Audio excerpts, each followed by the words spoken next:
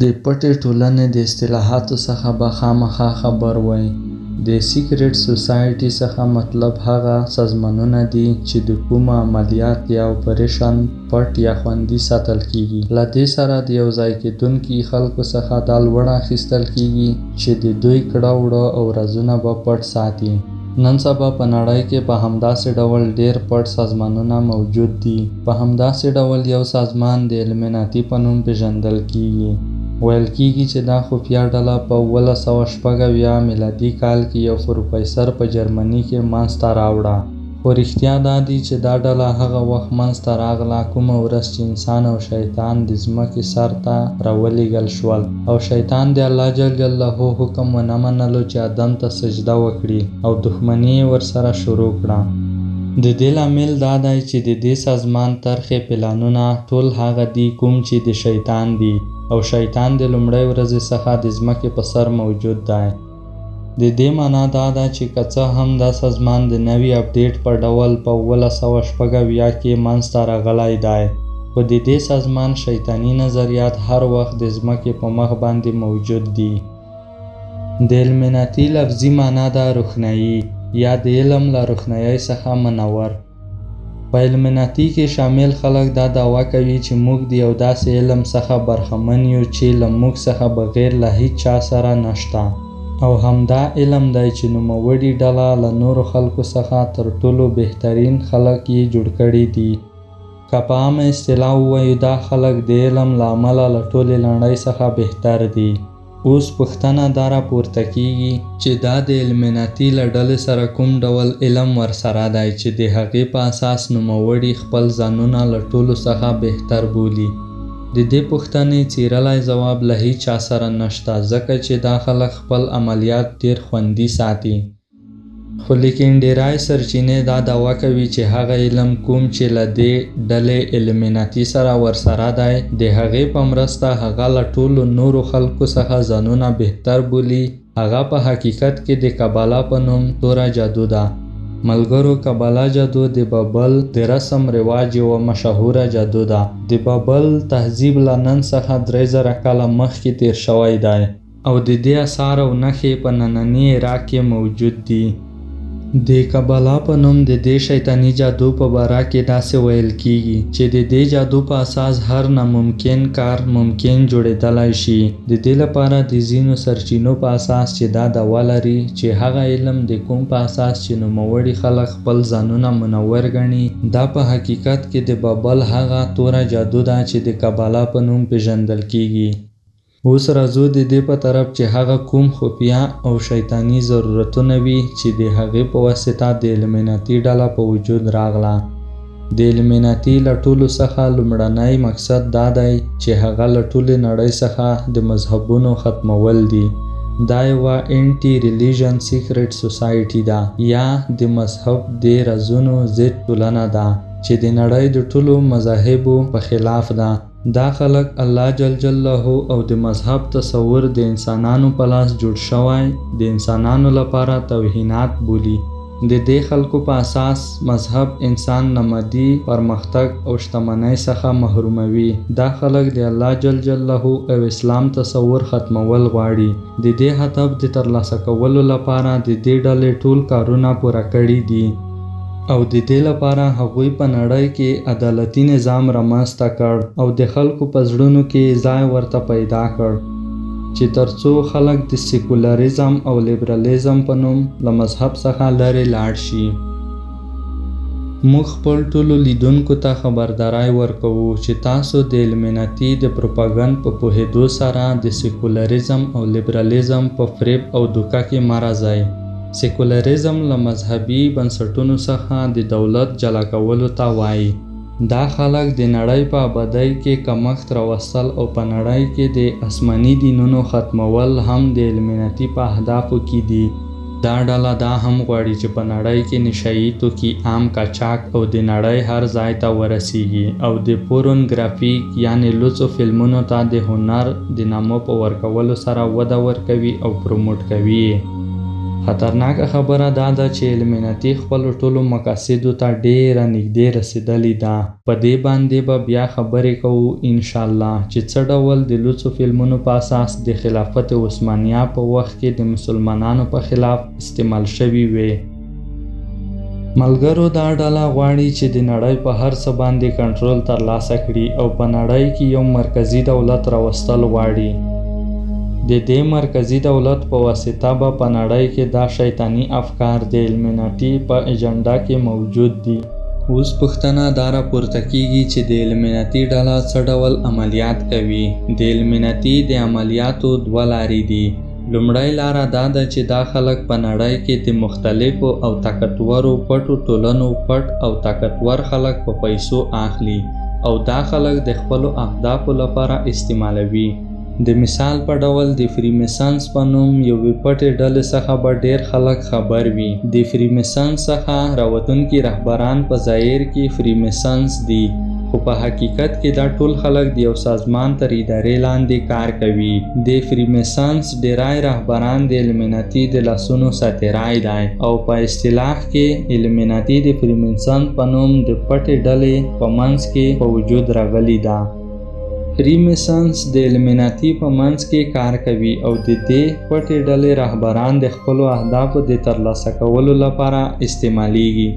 ملګرو د ایلومیناټي د پروسس دوهمې لارې ته تړون یا اګریمنټ ویل کیږي.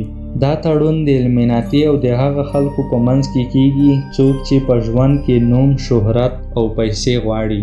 د دې تړون د اصولو لاندې په ټولو مهمو ځایونو باندې د ناستو خلکو پیرل چې دوی د خپلو اهدافو د لاسته راوړلو لپاره استعمالوي او په بدل کې ایلومیناټي د دې خلکو غوښتنې او ارمانونه ورپوره کوي.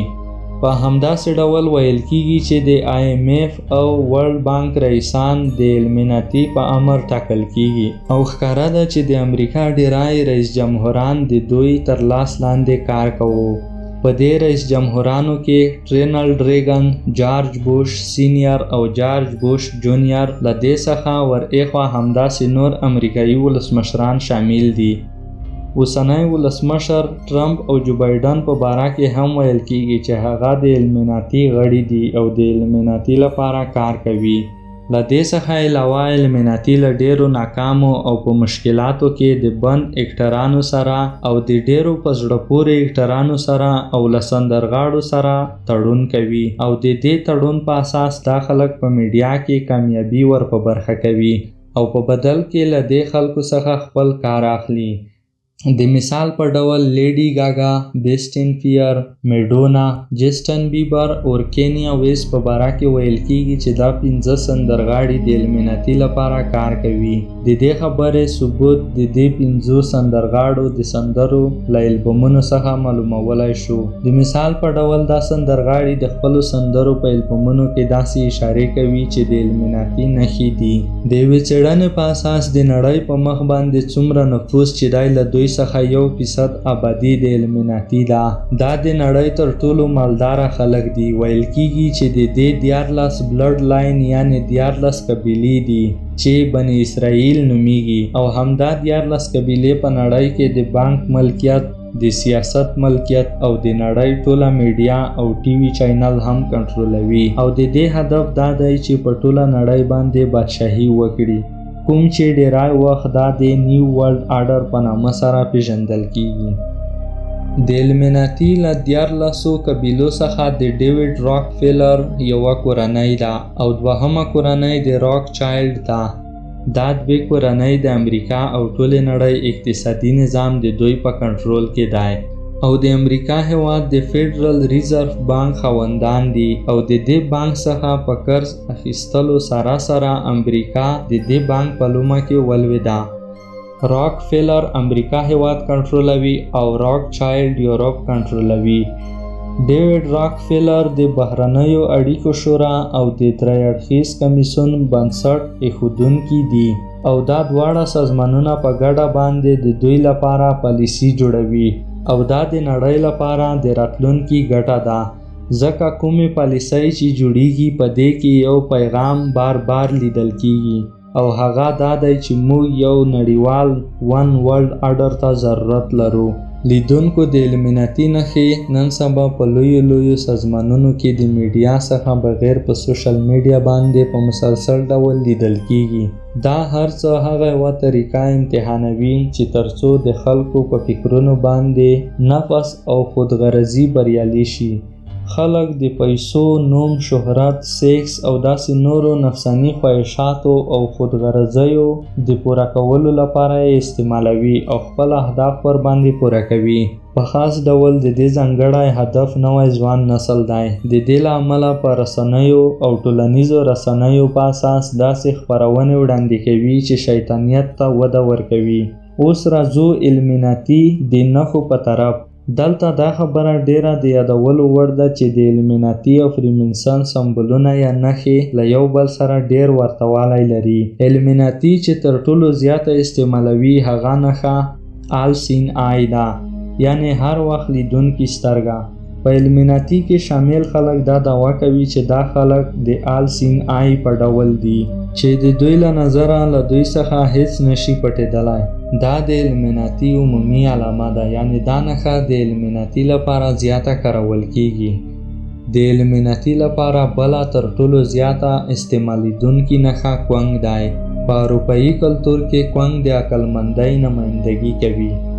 د همدې لپاره دا خلک د کوانګ نښه استعمالوي. له دې نه ور ایخوا بیفومیټ، لایټنینګ بول، خمار، 666 یعنی مارک آف د بیسټ هم د ایلومیناتي له نښو څخه شمارل کیږي. د ډیرو زیاتو خبرو په اورېدو سره ستاسو د ښه پوهولو لپاره موږ د ایلومیناتي یو تعریف درته وړاندې کوو. ایلومیناتي هغه خفیه ډله ده چې د مذهب په خلاف کار کوي، چې اهداف یې له ټولې نړۍ څخه د مذهبونو ختمول دي او د دې هدف د ترلاسه کولو لپاره مختلفې طریقې استعمالوي. په دې لاره کې یوې لارې ته تړون ویل کیږي چې له عامو خلکو سره کیږي. د دې تړون د اصولو لاندې خلک په خپل مسلک کې تر اخري حده یې پکې کامیابه کوي او ارمانونه یې ورپوره کوي او په بدل کې له نوموړو څخه داسې حرکات یا اهداف پرې پوره کول غواړي چې د مذهبي واکمنۍ په خلاف ده او په همداسې ډول مذهب او اسلام د ترهګرۍ او بدنامۍ په نوم معرفي کوي. ملګرو، ایلومیناتي ته تر ټولو لویه خطره له اسلام څخه ده. د دې لامل دا دی چې هغه دین په کوم باندې چې منونکي یې ډیر زیات په خپل مذهب باندې عمل کوي یا تمرین ور باندې کوي هغه یوازینی اسلام دی. اسلام او شریعتي نظام د پانګوال یا ایلومیناتي نظام او کمونیست نظام د دواړو په خلاف یو لوی خنډ دی. د همدې له امله د دې خنډ د لرې کولو لپاره د ایلومیناتي غړو د اسلامي نړۍ له ډیرو کمزورو عقیده خلکو او مسلمانانو سره شیطاني تړون کړی دی او د همدې لپاره د اسلامي هیوادونو په میډیا کې لیبرالیزم او سیکولریزم په ښکاره توګه ډیره زیاته هوا پکې ورکول کیږي او نن سبا د ډیرو مسلمانانو هیوادونو خلک اسلامي نظام نه عملي کوي.